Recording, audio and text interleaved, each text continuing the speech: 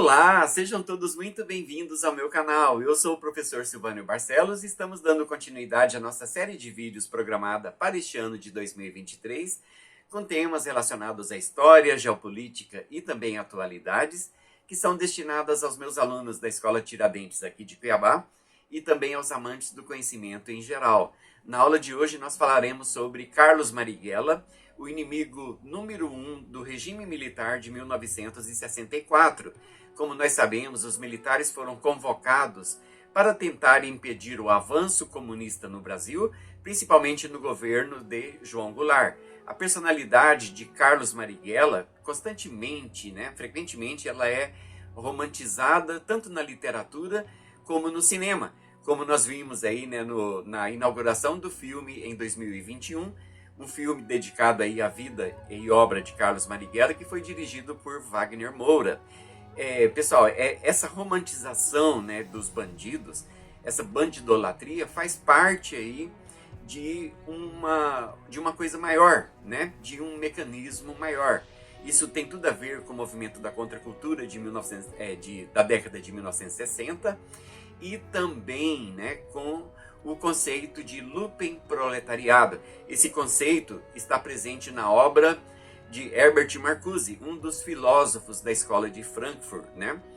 Como o movimento socialista internacional perdeu o seu exército para fazer a revolução, que eram os trabalhadores, os proletários, eles começaram a arrebanhar aí outros segmentos da sociedade, as minorias e também os marginais. Então, essa imagem positiva que é criada na literatura acerca de pessoas que notoriamente vivem à margem da lei, então faz parte aí de um esquema maior, de uma luta revolucionária. Bom, inclusive na historiografia, que também tem a historiografia brasileira, que também tem uma forte tendência marxista, o Carlos Marighella, ele é apresentado de forma romantizada, como um salvador da pátria, um grande guerrilheiro que estava lutando pela democracia. Bom, isso são só narrativas, tá, pessoal? Porque quando você joga a luz nos fatos históricos, o desenrolar dos acontecimentos, a própria narrativa, ela muda radicalmente, e essa é a proposta desse vídeo de hoje. Nós não vamos fazer nenhuma modificação, não é nossa intenção criar narrativas que são ligadas aí a um espectro mais de direita ou de esquerda, mas simplesmente vamos apresentar os fatos para quem estiver assistindo possa interpretar, chegar à sua própria conclusão. Bom, esse material eu retirei aí da redação da Brasil Paralelo. Pessoal, a Brasil Paralelo, o trabalho magnífico que a Brasil Paralelo tem feito no Brasil, se trata de um divisor de águas, no que concerne aí a produção de materiais de cunho conservador, não é? E há uma carência generalizada, porque nos livros didáticos, essa narrativa que é mais voltada aí para o espectro da esquerda é muito marcante, não precisa muito esforço para a gente compreender isso. Bom, e eu indico aqui com toda a força, pessoal, se inscrevam lá, sejam membros da Brasil Paralelo. Realmente isso muda a nossa vida, muda a nossa visão sobre a história, sobre nós mesmos, e sobre a nossa cultura e tudo mais. Eu espero que vocês gostem desta aula, e se vocês gostarem, eu peço que se inscrevam no meu canal, ativando o sininho para receber as notificações e também deixando o seu like para que esse vídeo ganhe relevância aqui nesta plataforma. Bom, sem mais demora, vamos para a nossa aula de hoje. Pessoal, dando início aí à nossa aula de hoje sobre Carlos Marighella. Em 1961, Jânio Quadros renunciou à presidência do Brasil e quem assumiu foi seu vice, João Goulart, que tinha ligações com as outras ditaduras populistas latino-americanas. Ele estava na China comunista de Mao Tse-tung quando houve a renúncia. Jango sustentava teses de esquerda, mesmo que o Brasil não as quisesse. No seu governo, a inflação chegou a 100% ao ano e a situação era insustentável. Em meio a tudo isso, Goulart concluiu que o melhor, né, seria se unir à extrema esquerda e ainda encorajava os grupos a fazer greves para pressionar o Congresso. Com a presença da KGB no Brasil, com guerrilheiros treinados em Cuba e com a ajuda da STB, as tensões só aumentaram. Em 1962, já se sabia da existência de pelo menos 8 campos de treinamento das Ligas Camponesas do Brasil, que tiveram treinamento de guerrilha em Cuba. O país estava tomado por uma tensa polarização. Diante do quadro de tensão, Marighella defendeu a necessidade de o PCB, Partido Comunista Brasileiro, organizar uma resistência armada. A ideia não foi muito bem recebida pela diretoria do partido, o que levou a um afastamento de Carlos Marighella da organização. Na madrugada de 31 de março de 1964, correu o boato de que tropas do exército saíram do Rio de Janeiro e de Minas Gerais rumo a Brasília para depor o presidente. Marighella, então, consciente de que seria alvo dos militares, fugiu na madrugada com sua esposa. Vivendo na ilegalidade, fugia constantemente dos militares e da perseguição do novo regime. Em 1967, Carlos Marighella passou um período em Cuba. A ilha era um local que oferecia treinamento de guerrilha para pessoas que desejassem militar pelo socialismo ao redor do mundo. Marighella recebeu esse treinamento antes de retornar ao Brasil. Ainda em Cuba, foi expulso do PCB por ter escrito uma carta discordando do posicionamento do partido. Assim que retornou ao Brasil em 1968, fundou um grupo focado na luta armada.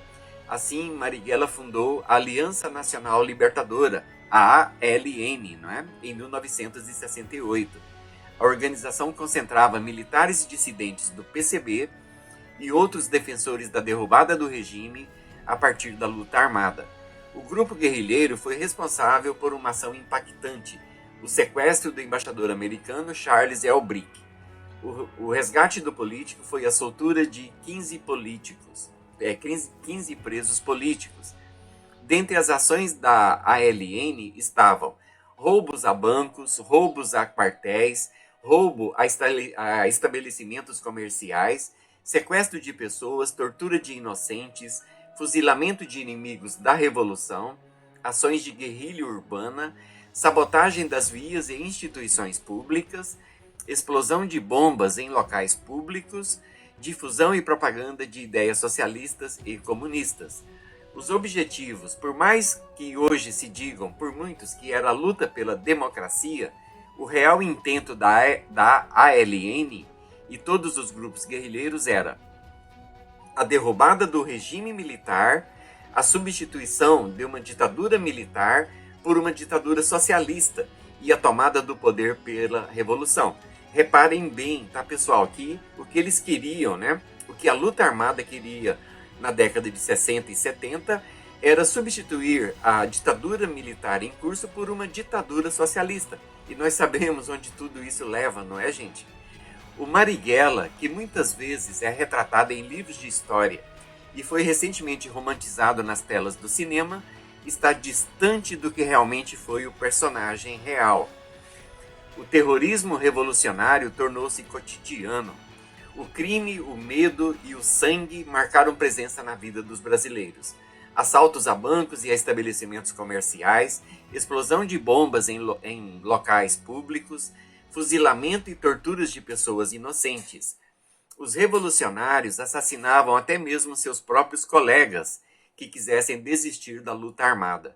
Os comunistas brasileiros seguiam o exemplo de seus camaradas ideológicos que em outros países já haviam assassinado mais de 50 milhões em nome da Revolução.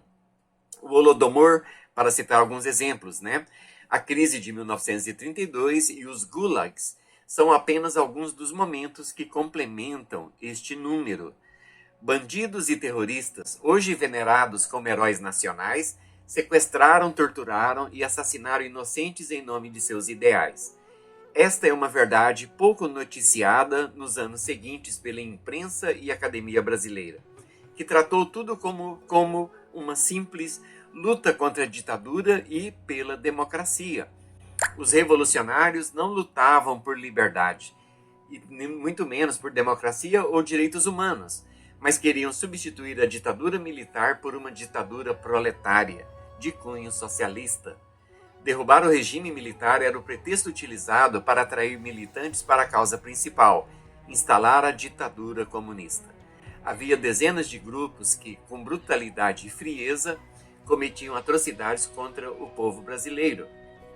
Carlos Marighella, juntamente com grupos ligados à teologia da libertação, foi o responsável pela criação do grupo terrorista mais perigoso do país, a Aliança Libertadora Nacional. Autor do livro Mini Manual do Guerrilheiro Urbano, publicado em junho de 1969, Marighella divulgou todas as táticas e objetivos dos grupos terroristas que seguiam à risca seus ensinamentos cruéis. Entre esses ensinamentos podemos citar: matar policiais e membros do exército, preparar bombas, assaltar, sequestrar, fazer terrorismo, executar colegas que desertassem. Veja um trecho de seu manual, tá, pessoal? Olha só. É claro que o conflito armado do guerrilheiro urbano também tem outro objetivo, mas aqui nos referimos aos objetivos básicos, sobretudo às expropriações.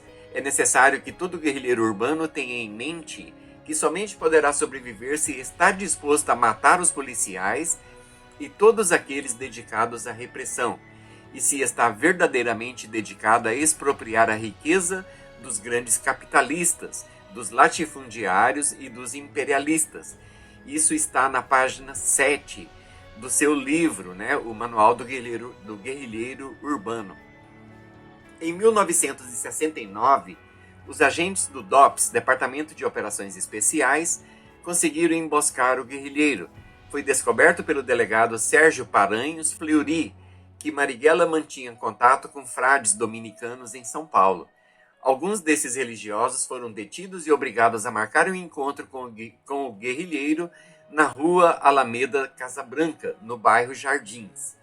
Na noite de 4 de novembro, Marighella se aproximou para encontrar os frades. Frade Ivo e Frade Fernando estavam no local marcado. Junto deles, os delegados do DOPS estavam escondidos num carro. Assim que Marighella surgiu, os agentes deram voz de prisão. Segundo o boletim de ocorrência, Marighella sacou uma arma e foi logo alvejado pelos agentes.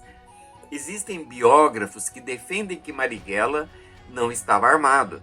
Existem 3 principais versões deste fato que são contadas. A primeira delas, Marighella portava um revólver Taurus calibre 32. A segunda, Marighella estava desarmado e foi alvejado sem motivo aparente. A 3, não é, pessoal? Marighella portava cápsulas de cianeto de potássio que tentou tomar para suicidar-se. Independente do que portava, o terrorista Marighella, responsável por roubos, sequestros, torturas e assassinatos, foi morto com os tiros dos delegados do DOPS. Olha, para você que chegou até o final desta aula sobre Carlos Marighella, eu quero te agradecer como sempre, porque você é muito importante para mim, pois me ajuda a difundir o meu trabalho e também no engajamento do meu canal. Se você gostou desta aula, eu peço que você se inscreva no meu canal, ativando o sininho para receber as notificações e também deixando o seu like e comentários, né? Porque desta forma o algoritmo entende que esse vídeo tem relevância junto à plataforma do YouTube. Pessoal, eu aguardo vocês no nosso próximo vídeo. Um cordial abraço e até breve.